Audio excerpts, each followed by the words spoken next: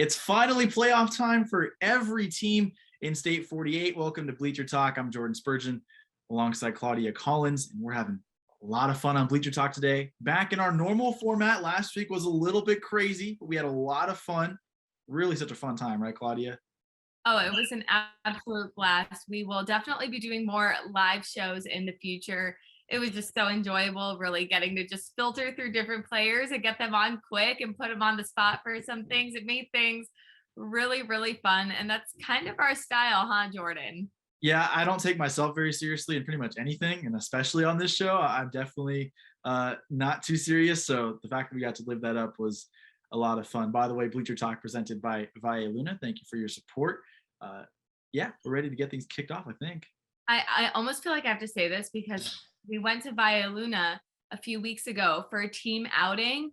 And oh my goodness, that was my first time at Via Luna. First of all, great date night spot in the future. Yeah. Went to Chandler, beautiful view of a little lake there. The food was impeccable. And I have a thing for spicy food. Sorry, you didn't know that you were getting into a conversation about food today, but we're doing it.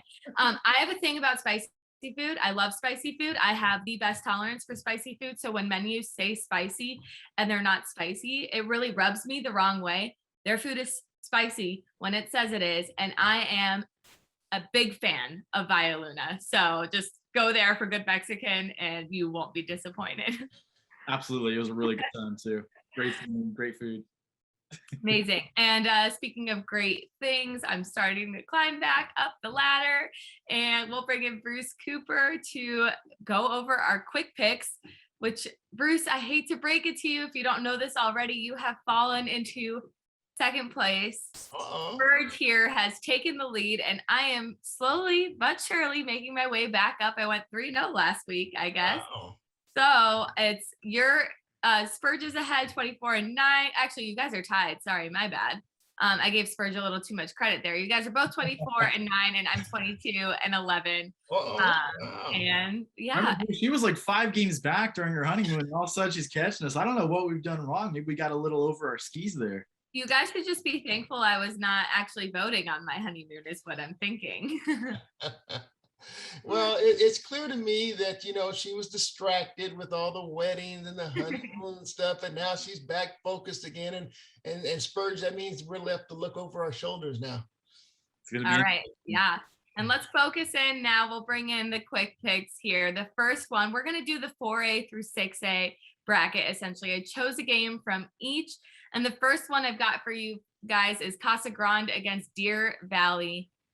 Bruce, take it away. What's your pick? Wow, look, Jake Barrow's done a fantastic job there at Casa Grande, and if you follow what they've done this year, they have pitched 3 shutouts. They have 4 other games where they've allowed 7 points or less. So that tells me that their defense is rock solid. So anytime you get into the playoffs, I'm told that the defense wins championships. So I'm going to take the defensive game here, minded team here, Casa Grande. I'm going to take Casa Grande to beat Deer Valley 21-7. I'll make my pick here since you guys think I always just wait for last most of the time.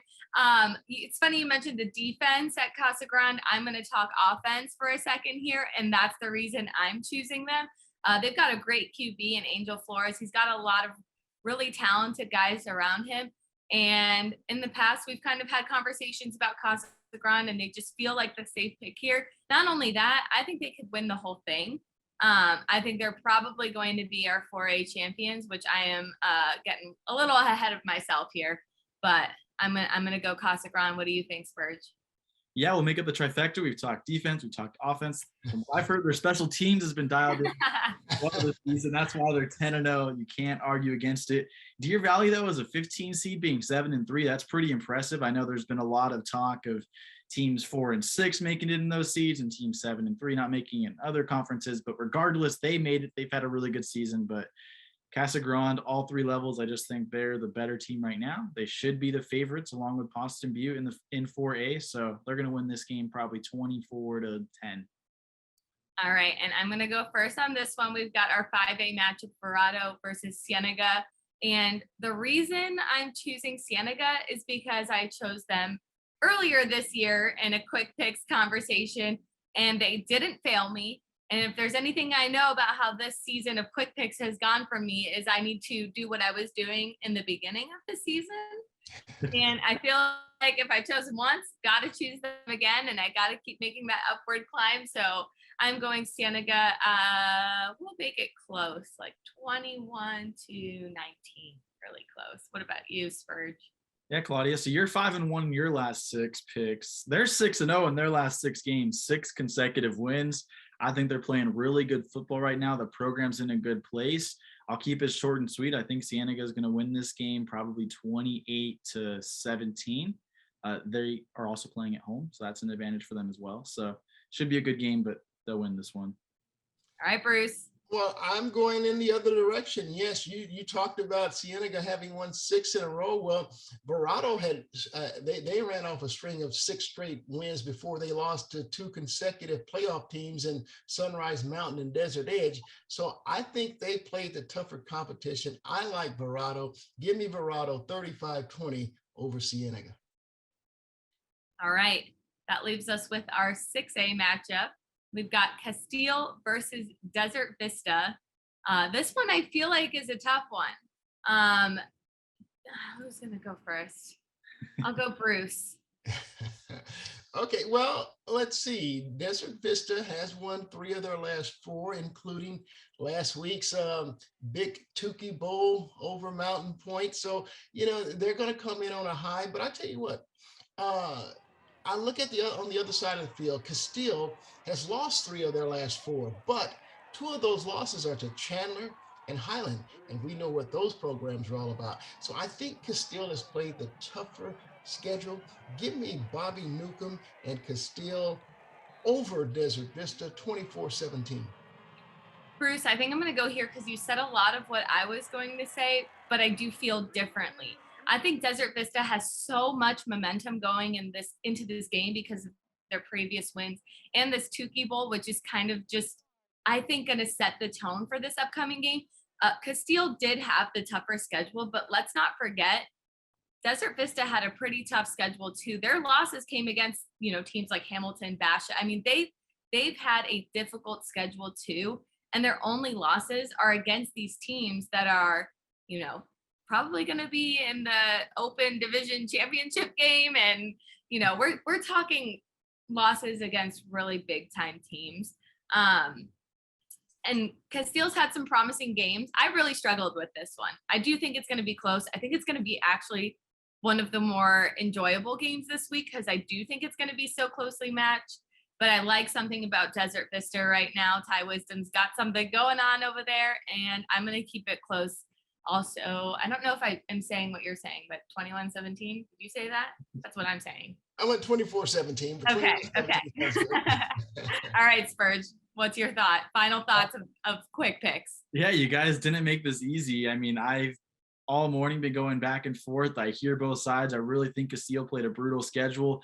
The one game on the schedule I think separates this for me is the Hamilton game. I know Hamilton was the week before Bishop Gorman, and they were maybe looking ahead a little bit in that game, but Castile played them really tough. And when Desert Vista was on the same field as Hamilton, it was a massacre. And that's just a gap in Hamilton and Castile Desert Vista, where Castile has those aspirations to be an open division program in the future. They thought maybe this could have been a year. It obviously didn't work out that way, but I do think Bobby Newcomb is a really good coach, and I think he's got a little bit more talent than Desert Vista, and I do think they're just going to be able to pull this one out. It is going to be close, but I think Castile is going to win 27-24 over Desert Vista. I'm glad that you did that. I stand a chance again. I'm really excited to see what happens this Friday. Truthfully, I think now that we're getting to the tail end of the season, into the playoffs, all of that quick picks is only going to get more and more exciting and more of a challenge. And I like a challenge, so I'm very excited.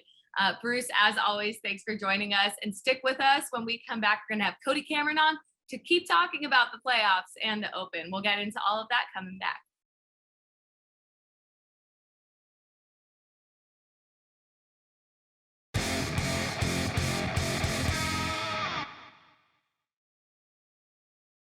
Hey everyone, welcome back to Bleacher Talk. I'm Claudia Collins with Jordan Spurgeon, and we've got Cody Cameron with us now. He's the head football analyst for Arizona Varsity, recruiting analyst for Devil's Digest, and kind of a high school football and Arizona expert. Kind of. Kind of, only a little bit. This was the perfect time to bring him in right ahead of playoffs. We're talking 4A through 6A.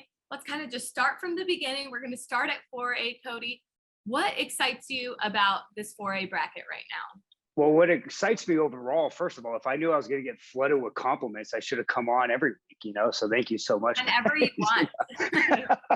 Got to dish back the favor here. But when I look at this 4A conference, I mean, noticeably, obviously, having Cactus and ALA Quinn Creek out of the conversation, you look to some of the top seeds, Post and Butte at number 1, Casa Grande at number 2, led by Angel Flores, one of the best quarterbacks in the entire state. But it's really number 3, and that's the Mesquite Wildcats. And Coach Hare's done a phenomenal job with this program. These guys are back-to-back 4A state champs, and I don't think anybody in the state should count these guys out. They're at number 3. The way they're at the bracket, they would have to face Casa Grande in the semifinals. You got players like Andrew Morris and Blake Corner. Blake Corner is one of the best stories in all of 4A. He's a converted defensive end. He plays running back for Mesquite. He's one of the best running backs in the entire state. He is a road grader. You have players like that who have experience in big games late in November and December. You always got a chance. And Coach Hare is an offensive guru. He's going to get that team right, man. I'm excited to watch that team play this postseason. Doubling down on that too, I mean, what do you think it means for programs like Mesquite to see, 2 of the top 4A teams make it to the Open Division? Because even Mesquite, with their back-to-back titles with Ty Thompson, couldn't do that. And now because of that, they might have an opportunity to win a championship where there might have been a few roadblocks if they weren't gone. You know what's interesting about that is, I think they're excited about the 4A conference and just being, just extra talented. But knowing that Mesquite team and how competitive Coach Hare is, he would like for those teams to be in 4A. He wants another crack at Cactus. Cactus beat him up pretty good the first week of the season. It's a different Mesquite team. He wants to play a Cactus team again. He wants to play an ALA Quinn Creek team, a team that they almost beat in the regular season. They were like one play away. I think they dropped a corner out in the end zone. And if that ball was caught, they probably win that football game. I know Coach Hare well. He wants to play those 2 teams. So it's kind of interesting because, I could see why that would be a viewpoint, but Coach Hare wants those 2 teams again. So it's kind of funny. Here's kind of a random question for you, but do you have any feelings on ALA Queen Creek, that sometimes is a tongue twister. I've struggled with that before.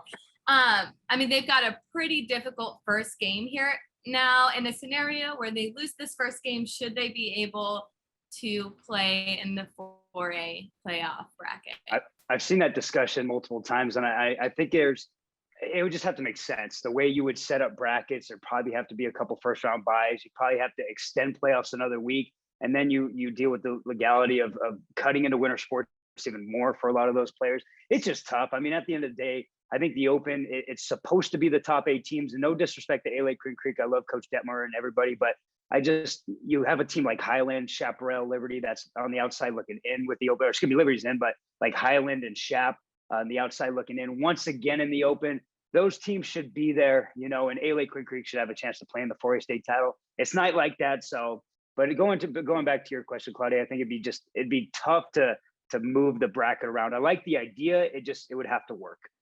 All right, let's chat about the 5A bracket now. Is there one game that you're, this first week really excited about seeing?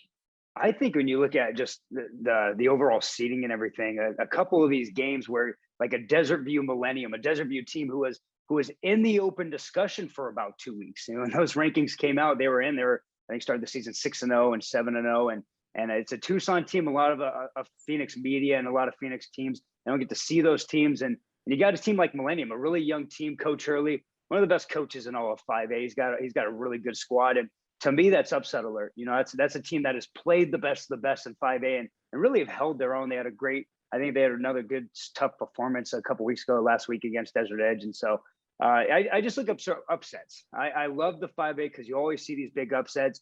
And I don't know if this would happen, but like South Point had 2. They play a good Sunny Slope team that's playing its best football down late. I don't think Trace Bergay loses that game, but it's a really intriguing matchup. And by no means do I think it's a cakewalk 50-point victory for South Point because that Slope team is pretty tough. Where do you stand on Horizon? Because they've had a really good season. They beat Pinnacle for the first time. They beat Desert Edge this year. they were more competitive than they have been. I know it's been building for a while, and Andy Litton kind of got them over the hump this year. But where do you stand on them? Well, to me, Coach Litton is got to be Coach of the Year in 5A. And what he was able to do with that squad. If you ever watch that team in person, they don't blow you away with a ton of Power 5 players, that you would expect probably a 1 seed to have. Yes, they have Matthew Kloffenstein, who will be a Power 5 tight end, Division I tight end down the road. Outside of that, they just have a really good team. They have a bunch of role players who understand the scheme, they understand fundamental football, and they play together as a unit. And that's both sides of the ball. And so I think defensively, they just gotten after teams, and their secondary played really, really well. And that just speaks true to how well that coaching staff has done with a lot of those players this year. So I think they can go the way. Absolutely, I think they can go the way. And they had a tough game last week against Notre Dame Prep, who is another team that everybody should watch out for because they're playing their best football late. And that's, once again, a really well-coached team. But Horizon, it's going to be interesting to see how those kids perform here down late because they haven't played. They were in the Open a couple of years ago, but outside of that, those kids don't really have a ton of playoff experience. But that's a team that absolutely can win this 5A. Well, last but not least, let's get into the 6A. And speaking of teams with not a whole lot of playoff experience, we've got a team like Desert Vista in the 6A bracket this year. And that's a team that didn't win any games last year. So that's the first one I want to open up with. Your thoughts on them, especially following the Tukey Bowl. Yeah, I mean, you look at their opponent in Castile, they got shoved in the Premier this year. How fast Castile's moved up the ranks from 3A, 5A, 6A. Okay, now we're in the Premier. They just shot it up there, and they just had a tough last 3 weeks. I mean, when you have to play a Premier schedule and some of the top teams in the state every single week, it takes a toll on your team.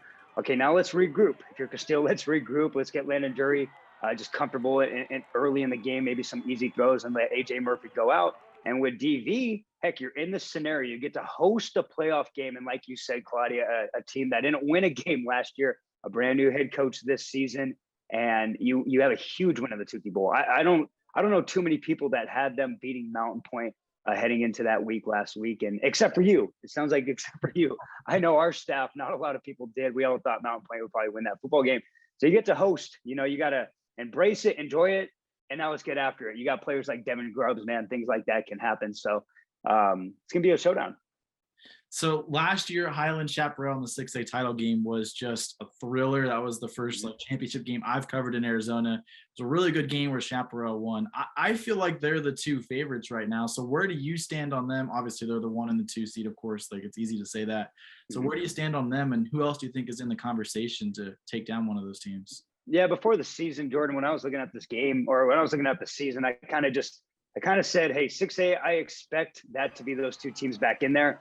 Quarterback play, you have 3-year starters on both sides of the football there, and Brayton Sobor and Gage Daly. Heck, Brayton Sobor, he started a playoff game as a freshman because Jack Miller got hurt 1 year for Chaparral. And so you talk about experience. I mean, those are some of the most experienced quarterbacks in the state. And then both defenses, like Coach Zoo, the defensive coordinator at Chaparral, seems like he gets his kids to play the best football come playoff time. That was evidenced last year. You got Anthony Lucas, one of the best players in the entire country on your side. You got good odds there. And then Highland, they're just so active with their 3-3-5 defense. Their safeties rover. They fill. Their corners are tremendous tacklers, man. People don't understand that unless they really watch film. Their corners are great tacklers. And Carson Allen, an outside backer who's calling your defense. And things are going to be good. But I look at this 6A, and heck, Williamsfield's at 3. Red Mountain's at 4. A Brophy team's that beaten a lot of really good football teams who also have 2 of my favorite players in the state and the country, Zach Swanson and Ben Morrison. You have a chance. So I don't think by any means it's going to be as easy as a journey it was for those 2 teams last year. I think we're going to have some really good games, like close games where it's decided in the last series or maybe an overtime thriller. But I do agree, Jordan. I think those 2 teams probably represent the championship game. Well, Cody, I think I'm going to close it out with this and put you on the spot. Okay. Any predictions for the Open division? Obviously a lot of people are talking, okay, Chandler, Hamilton will meet again. Is there a scenario that you're kind of playing with that those aren't the 2 teams that are in the championship? Well, I mean, you look at like Basher, right? 10-0, and people are going to say, well, they weren't battle tested. They didn't have the premier schedule. Well, they beat Highland. Okay, that's one of the best teams in the state, and they have 2 weeks off. And also people are going to say, well, it's too much time. Hey, that Basher team is a little banged up at the end of the year. All those kids are going to be healthy. Coach McDonald is going to do a great job of getting his kids ready and they can score on anybody. That defense is good. They're a little young in some areas, especially the defensive line, and that might affect them against Chandler and Hamilton, but they have a better shot more than anybody.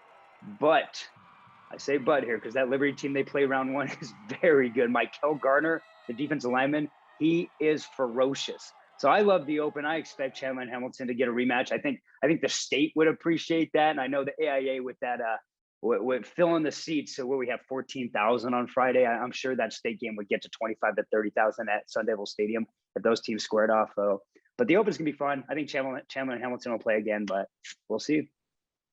Well, Cody, we really appreciate having you on. Like I said, football expert here. I wasn't wrong. Thank you so much for having me, guys. Enjoy the rest of your day. Awesome. Thank you, Cody. We'll be right back in just 1 minute. Don't go anywhere. We've got our social spotlight. Lots of buzz this past week. Stay tuned on Bleacher Talk.